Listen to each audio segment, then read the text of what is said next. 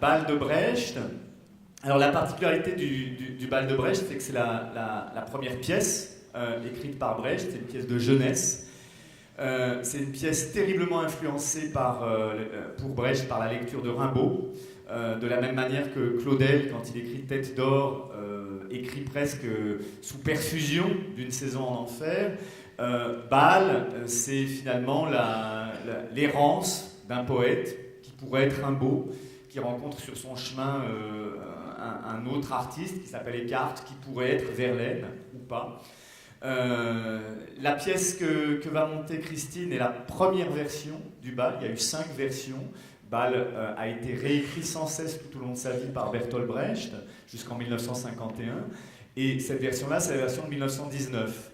C'est la version la plus brute, la plus âpre, la moins censurée. C'est un Brecht presque adolescent qui écrit avec toutes ses tripes, toute son âme, qui n'est pas encore devenu raisonnable, qui n'est pas quelqu'un qui veut expliquer, veut raconter, qui est comme ça une espèce d'animal sauvage. Et la pièce porte cette sauvagerie-là, dans cette version-là, en tout cas cette version de 1919, qui est traduite par Éloi Recoing. Alors si vous connaissez l'œuvre de Brecht, si on connaît Sainte-Jeanne des Abattoirs, ou si on connaît le cercle de Craie caucasien, quand on rentre dans Bâle, on rentre dans quelque chose qui n'a rien à voir. La pièce est beaucoup plus bordélique, elle s'égare, c'est une espèce de road movie qui va dans énormément de milieux sociaux différents et qui raconte finalement cette figure de l'artiste, cette figure de l'artiste en 1919. 1919, c'est au moment où toutes les avant-gardes sont en train d'exploser un petit peu partout dans le monde, où le monde de l'art n'arrête pas de se métamorphoser. Et la pièce porte en elle voilà, ce tourment, cette folie aussi.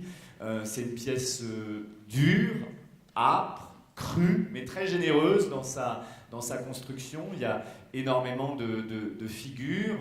À l'intérieur de ça, il y a une très belle équipe. Il y a une douzaine de comédiens, dont un certain nombre de jeunes gens qui sont issus de la promotion sortante du TNS. Christine Le Tailleur les a rencontrés lors d'un atelier. Dans la pièce, il y a aussi Vincent Dissès, qui est artiste associé, acteur associé, qui joue Eckhart. Certains acteurs que vous avez vus dans Les Liaisons dangereuses, montés par Christine Le Tailleur.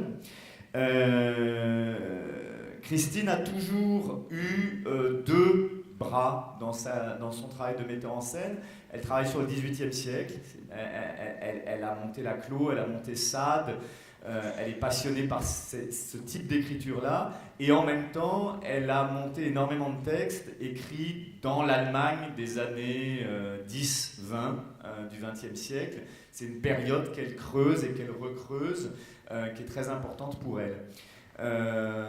Le spectacle sera créé au Théâtre National de Bretagne, à Rennes. Nous en sommes les coproducteurs. Il viendra ensuite ici.